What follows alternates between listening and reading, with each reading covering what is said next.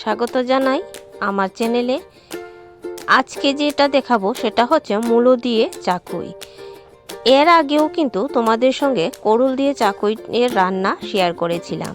তোমরা চাইলে আমার চ্যানেলে ভিজিট করে সেটাও দেখে নিতে পারো। আর কফির ডুগাগুলি কিভাবে ফেলে না দিয়ে রান্নায় ব্যবহার করছি সেটাও তোমাদের সঙ্গে আজকে সেটাই শেয়ার করব। তো চলো কথা না বাড়িয়ে আজকের কাজটা শুরু করি। প্রথমে সিমগুলো কেটে নিচ্ছি। এটাকে দু ধার থেকে কেটে ফেলে দিয়ে কিন্তু আস্তই যেমন থাকে এই রকম করে কেটে নিতে হবে সিমগুলো। তোমরা তোমাদের পরিমাণ মতো যে কোনো সবজি কিন্তু নিয়ে নেবে। সিম কাটা কমপ্লিট হয়ে গেছে। এখন কেটে নিচ্ছি কফির ফুলকপির ডাঁটাগুলো। আমি কিন্তু এগুলি ফেলে দিই না, যে কোনো না কোনো রান্নায় কিন্তু এগুলি ব্যবহার করি।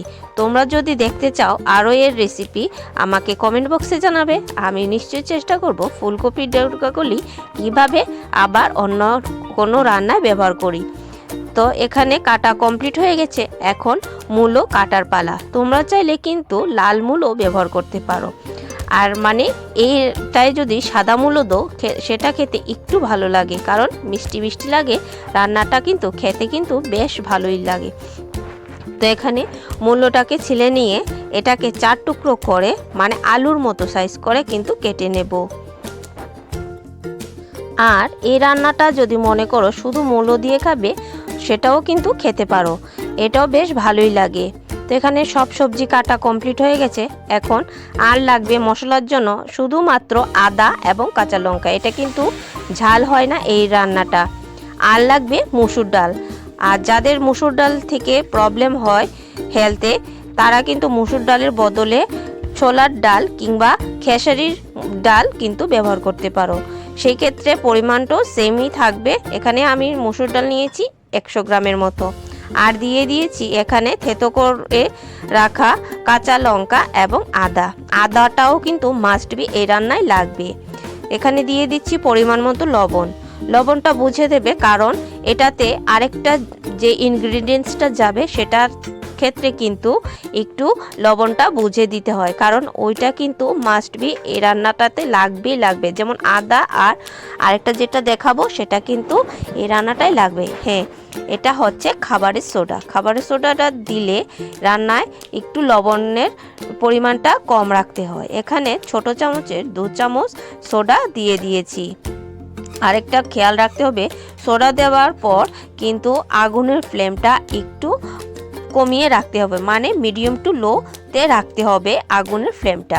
আর মাঝে মাঝে এইভাবে নাড়িয়ে দিতে হবে। আর নজর রাখতে হবে যে এটা যেন উতলিয়ে না পড়ে যায়, কারণ উতলিয়ে যদি পড়ে যায় এটার কিন্তু গুণাগুণ বা স্বাদ দুটোই এই রান্না থেকে চলে যাবে। তো কথা বলতে বলতে কিন্তু এখানে এটা প্রায় অর্ধেক কিন্তু সেদ্ধ হয়ে গেছে। আরও অর্ধেকটা সেদ্ধ হয়ে যাক, তারপর তোমাদের সঙ্গে বাকিটা শেয়ার করছি। আমার রেসিপিগুলি যদি তোমাদের কাছে ভালো লেগে থাকে অবশ্যই কিন্তু লাইক কমেন্ট শেয়ার করে দেবে। আর পাশে থাকা বেল আইকনটা কিন্তু অবশ্যই ক্লিক করে দেবে এবং আমার চ্যানেলটাকে সাবস্ক্রাইব করে দেবে। আর কি ভিডিও তোমরা রান্নার ভিডিও দেখতে চাও সেগুলোও কিন্তু আমাকে বলবে। এখানে কিন্তু মূলো প্রায় 80% মতো সেদ্ধ হয়ে গেছে। এখন দিয়ে দিলাম সিম এবং কপির ডাঁটাগুলো দিয়ে এটাকেও আবার কিছুক্ষণের জন্য সেদ্ধ হতে রেখে দেব। আর দিতে হবে গন্ধের জন্য সেন্টের জন্য দিতে হবে লেবু পাতা। তোমাদের কাছে যদি গন্ধরাজ লেবুর পাতা থাকে সেটাও কিন্তু দিতে পারো। আর এখানে যদি সজনা পাতা থাকে, সজনে ডাঁটার পাতা থাকে, সেটাও কিন্তু তোমরা দিয়ে এটাতে রান্নাটা করে ফেলতে পারো। এখানে সব কিছু ভালো করে সেদ্ধ হয়ে গেছে। দেখো কালারটা কি সুন্দর হয়েছে। এখন এটাকে একটা জায়গায় নামিয়ে তারপরের স্টেপটা কি হতে যাচ্ছে তোমরা দেখতে থাকো। এখন নামিয়ে নিয়ে এটা আবার বসিয়ে দিলাম।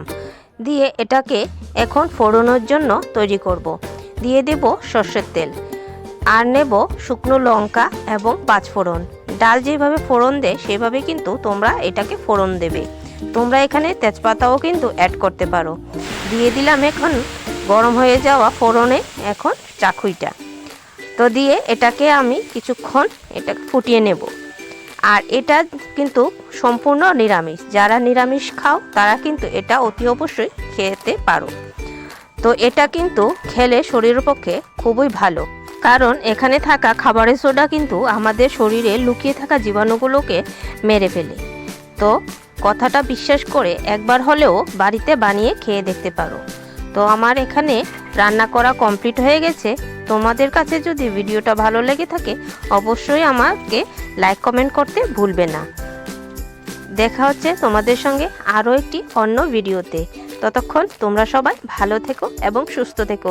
Good bye.